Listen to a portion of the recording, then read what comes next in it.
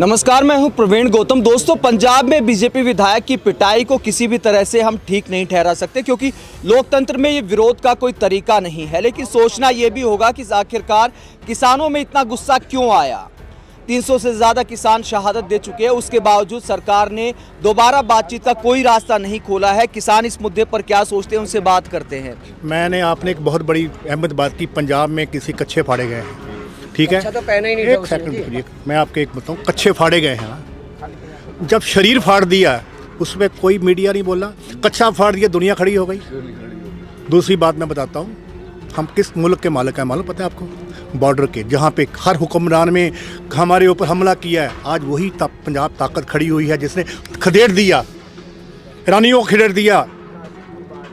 कुर्बानी देने वाले लोग हैं, ये गलत बात करें। हो सकता कच्चे फाड़ने वाले निके बंदे हो, कच्चे फाड़ा ना, बंदा तो नहीं फाड़ा। देखो 1000 आदमी बैठे हैं, सबके विचार एक जैसे नहीं हो सकते, मेरे भी हो सकते हैं, इनके भी हो सकते। कोई भी बंदा गर्मी को कंट्रोल नहीं करता, 2 मिनट की बात होती है। हो सकता किसी को ऐसा गुस्सा आ गया हो, उसने कच्चे उतार दिए हो, कोई बात नहीं है। तो हम अगर मांगे हैं, हम किसान माफ़ी मांगने को तैयार हैं, कोई दिक्कत नहीं है। गलत हुआ तो हमारे देखो नेताजी ने, पाल साहब ने उसी दिन कहा जब भी रजिस्ट्रेशन हुआ, मेरी सबसे हाथ जोड़ के बेनती है कि कोई भी बंदा गलत काम नहीं करे, कुछ नहीं करे। जब हमारे नेता ही हाथ जोड़ रहे हैं आपके सामने, तो अगर कोई बच्चा है, खून है, पंजाब का खून, जोशीला खून है, अगर कर दिए तो उसने गलती है, कोई बात नहीं है, उसको मानने को तैयार है। तुम्हारी तरफ तो नहीं है कि हमने 3 कानून बना दिए, हमारी गलती नहीं है, तुम्हारी गलती है। क्या आप इस घटना को सही मानते हैं जो किसानों ने किया पंजाब में? क्या आप इस घटना को सही मानते हैं कि 300 किसान शहीद हो गए और आज तक किसान मतलब सरकार के कान पर जू नहीं रही? इस बात को आप सही मानते हैं क्या? नहीं, मैं तो नहीं मानता। नहीं मान तो हम भी नहीं मानते, तो फिर उसको मानने आप आए किसान, आप क्यों नहीं मानेंगे भाई? मैं नहीं मानता। मैं तो देखो, मैं किसानों के साथ हूँ। मैं ये नहीं कह रहा कि किसानों की, मैंने शुरुआत में कहा कि किसानों की शहादत पर सरकार को संज्ञान लेना चाहिए और दोबारा बातचीत का रास्ता खोलना चाहिए। सरकार को संवेदना दिखानी चाहिए, लेकिन विरोध की भी तो सीमाएं होती हैं। हाँ बिल्कुल बिल्कुल, किसान और सरकार की भी सीमाएं होती हैं कि इतनी लोकतंत्र में प्रजा की परीक्षा ली जाए, ये भी सीमाएं होती हैं। ऐसा पहली बार हो रहा है हिंदुस्तान के अंदर कि जनता के द्वारा चुनी हुई सरकार और जनता को अपनी पावर दिखा रही है। हम ये कहना चाहते हैं, कोई जरूरी नहीं है ये किसानों ने ही किया हो। किसानों के बीच में इन लोगों ने अपने आदमी भी छोड़ रखे होंगे, जिस तरीके से गाजीपुर बॉर्डर बीजेपी वालों ने अपने विधायक का कच्चा फड़वा दिया। उनने फाड़ना होगा, उनका कुर्ता पड़ गया पजामे को हाथ, किसी ना किसी तरीके से ऐसा भी हो सकता है। बीच में दूसरे तत्व, अंडरवियर नहीं पहनी थी क्या नेताजी ने? जो ये आपको पता होगा, लेकिन हम लोगों को ये चीज की जानकारी नहीं है कि किसी तरीके से जो गलती हुई है, अगर किसानों ने की है तो किसानों को कह रहे हैं कि आगे को ना ऐसा करें, है नहीं है? तो लेकिन ये लोग जो गलत तरीके से, कोई आदमी चिड़ा खड़ा है, उसके साथ में जाके जब आप उस तरीके की बातें करेंगे, उसको समझाएंगे, वो तो समझे हुए हैं किसान। उन्होंने कहा काले कानून वापस ले लो। अच्छा, आपका कहना है कि जले पे नमक छिड़क रहे हैं? बिल्कुल, इनके तो कपड़े उतरे, लेकिन जो 300 किसान मर गए, जिनके बच्चों के ऊपर से पूरा बाप का साया उतर गया, जिन बहनों के ऊपर से भाई का हाथ उठ गया, क्या उनके लिए कोई भी संवेदनशीलता नहीं थी? उनके लिए कोई भी मीडिया नहीं आया सामने कि भाई ये क्या हो रहा है, सरकार की आलोचना करो या ना करो? लेकिन क्या है कि सबके मुंह पर ताला लगा हुआ है। कोई भी नेशनल, वो आप लोगों का बहुत बढ़िया है सोशल मीडिया का हम धन्यवाद करते हैं कि सोशल मीडिया ने ही इस किसान आंदोलन को पूरी जान दे रखी है, और पूरे देश के अंदर जो सच्चाई है वो सोशल मीडिया से आ रही है, वरना गोदी मीडिया तो बिका हुआ है। आज तक कोई बात नहीं हो रही है।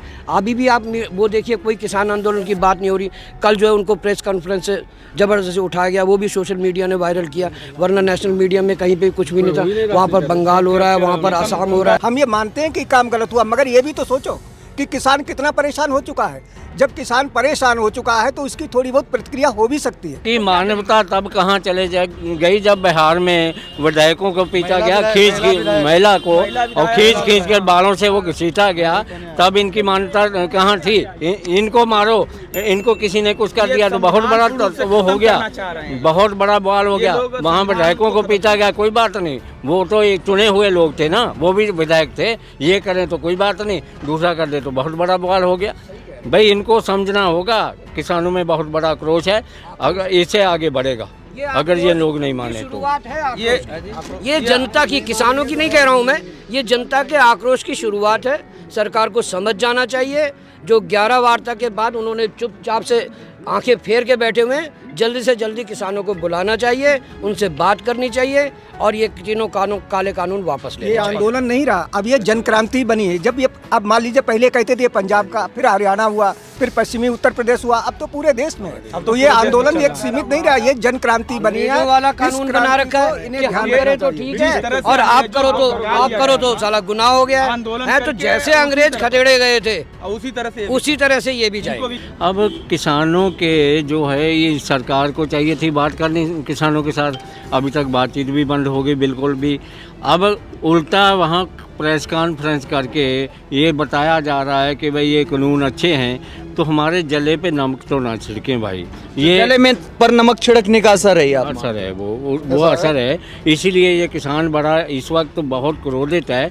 तो सरकार को संयम से, इनके आदमियों को संयम से काम लेना चाहिए। ये ना ऐसे काम करें भी प्रेस कॉन्फ्रेंस कहीं वहीं करते हैं जाके, जहाँ किसानों को दर्द ज़्यादा है। दर्द तो है ही भाई, हमारा दर्द ये सुन नहीं रहे। थोड़ा संयम तो किसानों को भी दिखाना चाहिए ना। देखो, किसी की पिटाई करना, आप विरोध कर सकते हो, काले झंडे दिखा सकते हो, उसको मुंह पे सुना सकते हो आप, लेकिन किसी के कपड़े फाड़ देना ये तो लोकतंत्र के लिए कोई अच्छी तस्वीर नहीं थी ना। नहीं, जो हुआ गलत हुआ, लेकिन प्रतिक्रिया कुछ ना कुछ ऐसी हुई होगी कि ये नो बताई। मरता क्या नहीं करता।